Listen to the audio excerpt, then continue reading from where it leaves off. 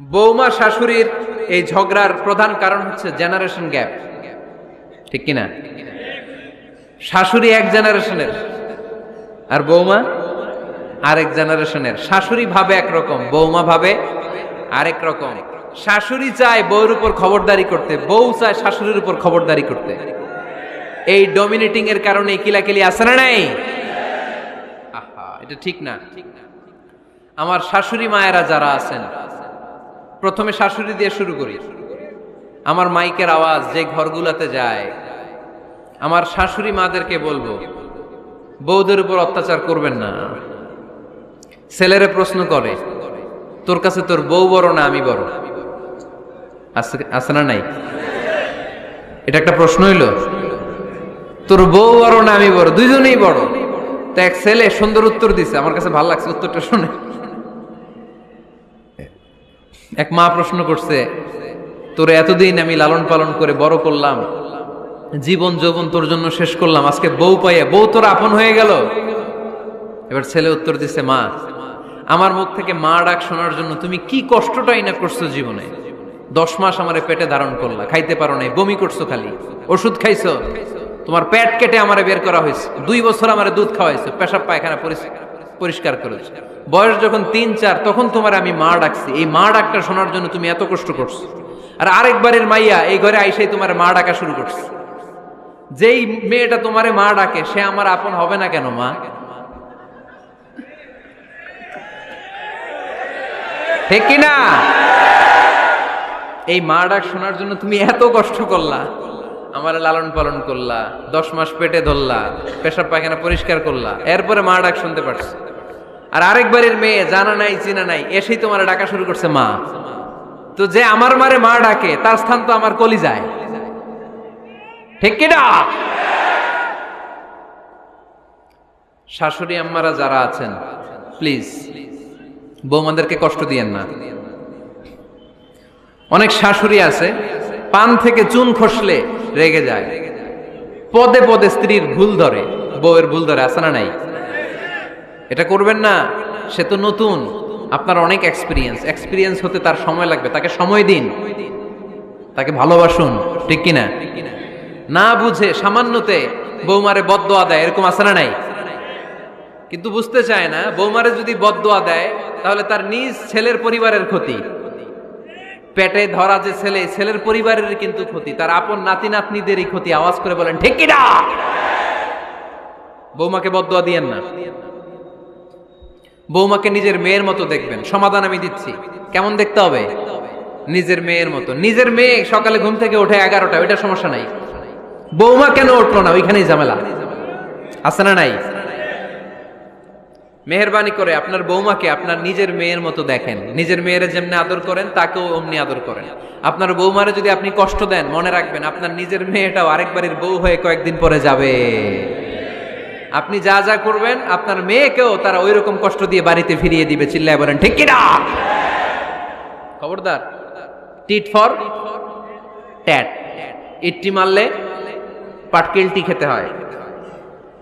এজন্য শাশুড়ি আম্মা জানেরা যারা আছেন, বৌমার সাথে খারাপ আচরণ করবেন না মেহেরবানি করে। তাকে আপনি কষ্ট দিলে আপনার নিজের মেয়েটাও আরেক বাড়ির বৌমা হবে, সেও ওই বাড়িতে এই কষ্টগুলো ভোগ করবে। এগুলো যখন আপনি শুনবেন তখন আপনার চোখ দিয়ে পানি পড়বে কি পড়বে না?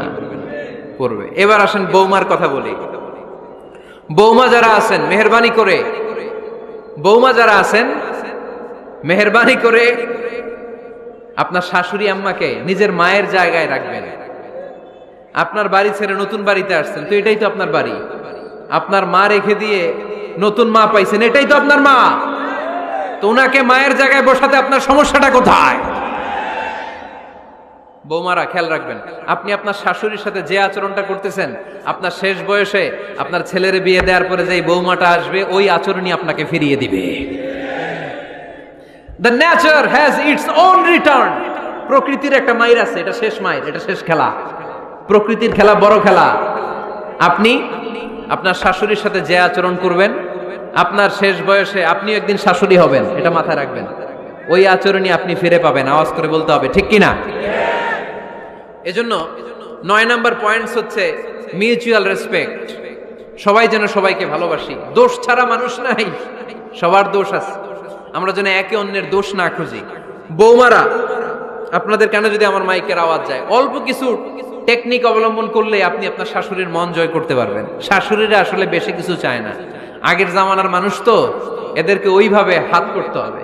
মাঝে মাঝে একটু শাশুড়ির মাথায় তেল দিয়ে দেন, চুলে তেল দিয়ে দিবেন আর কি, মাঝে মাঝে চুল আশ্রয় দিবেন, এগুলো কিন্তু খুব পছন্দ করে শাশুড়িরা।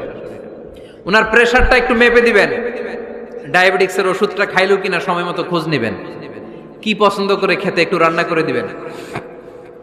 যেই বক্তার ওয়াজ শুনতে পছন্দ করে ওই বক্তার ওয়াজগুলো ডাউনলোড করে শাশুড়ি আম্মাকে দিবেন, ইসলামী বই দিবেন। দেখবেন বয়স্ক নারীরা মাহফিল যেতে খুব পছন্দ করে, ওয়াজ শুনতে খুব পছন্দ করে, নবীদের কাহিনীগুলো শুনতে পছন্দ করে। বসায় বসায় একটু কাহিনীগুলো শোনাবেন।